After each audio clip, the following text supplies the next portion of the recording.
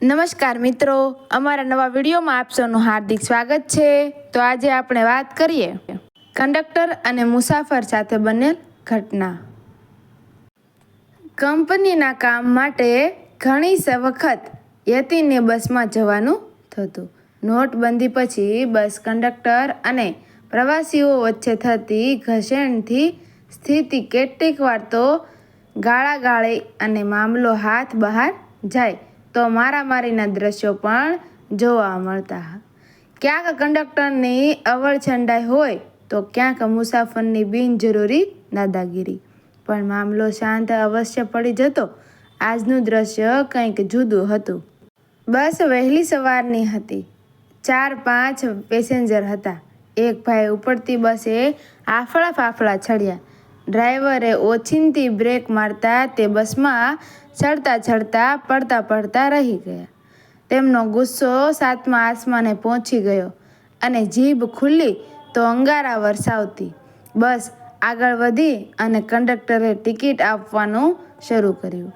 મોટાભાગનાએ તો કોઈ રકઝક વગર ટિકિટ મેળવી લીધી, થતા પૈસે આપ્યા, પણ પેલા ભાઈએ જવાના સ્થળનું ભાડું માત્ર 40 રૂપિયા થતું હતું અને તેમણે રૂપિયા 2000ની નવી નોટ કંડક્ટર સામે ધરી દીધી। હવે ખરો ખેલ શરૂ થયો। સાહેબ, છૂટા આપો ને, કંડક્ટરે ખૂબ વિવેક અને નરમાશથી કહ્યું। નથી, પેલા ભાઈ ગરજ્યા। સાહેબ, સવારે મારી પાસે છૂટા ક્યાંથી હોય? કંડક્ટરની વાણીમાં બેલાશક વિનંતી હતી। મારી પાસે છૂટા નથી, ટિકિટ આપી દે। તેમના વર્તનમાં બેફિકરાઈ અને દાદાગીરી સ્પષ્ટ દેખાતી હતી। યતિન અને બીજા પેસેન્જર આ દ્રશ્ય માણતા હતા। હવે ઝઘડો અને મારામારી હાથ વેતમાં હતા। પેલા ભાઈની પાસે કદાચ છૂટા ન પણ હોય અને કંડક્ટર પાસે તો નહીં જ હોય, એ વાત સ્પષ્ટ હતી। પેલા ભાઈનો મૂડ ઝઘડો કરવાનો કે દાદાગીરી કરી વિના ટિકિટે મુસાફરી કરવાનો પણ હોઈ શકે, પણ કંડક્ટરનું સૌજન્ય અને વિનંતી કરી ટિકિટ આપવાનું વલણ પણ બધા માટે પ્રશંસનીય તો હતું જ। પેલા ભાઈ ગાળાગાળી અને મારામારી કરી નાખવાની જાણે વેતરણમાં હોય તેમ કંડક્ટર પર ઉકળતા હતા, તો કંડક્ટર સહેજ પણ વિચલિત થયા વિના તેમને સમજાવી રહ્યો હતો। એમ કરો સાહેબ, હું અત્યારે મારા ખિસ્સાના પૈસામાં મારા હિસાબમાં મૂકી આપને ટિકિટ આપું છું, પણ પછી સ્ટેશન પર ઉતરી આપ મને આપી દેજો। હું કઈ તારી મહેરબાની પર ટિકિટ લઉં? બેવકૂફ, પેલા ભાઈ ગરજ્યા। બસ હવે ઝપાઝપી, ગાળાગાળી અને મારામારી થશે જ એમ સૌને લાગ્યું, પણ કંડક્ટર તો સાવ શાંત હતો। એના ચહેરા પર લાચારી સ્પષ્ટ વર્તાતી હતી। બસના અન્ય પેસેન્જરો સાથે યતિન પણ આ કંડક્ટરના વેતનને બારીકાઈથી જોઈ રહ્યો હતો। રકઝકતો સિલસિલો તો પેલા ભાઈને ઉતરવાનું સ્થળ આવ્યું ત્યાં સુધી બાંધ્યો। પેલા ભાઈએ ઉતરવાનું સ્થળ એક નાનું સ્ટોપેજ હતું।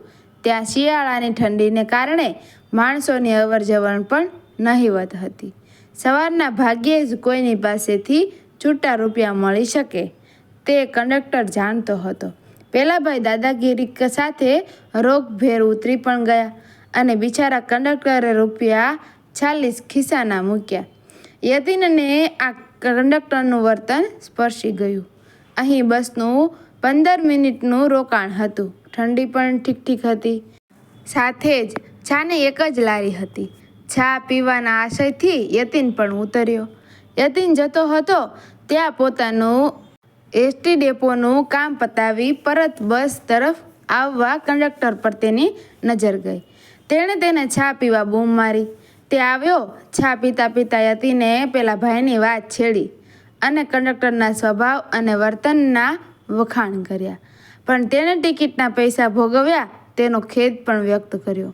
પણ તેણે જે કહ્યું તે સાંભળીને યતિન દિગૂઢ જેવો થઈ ગયો।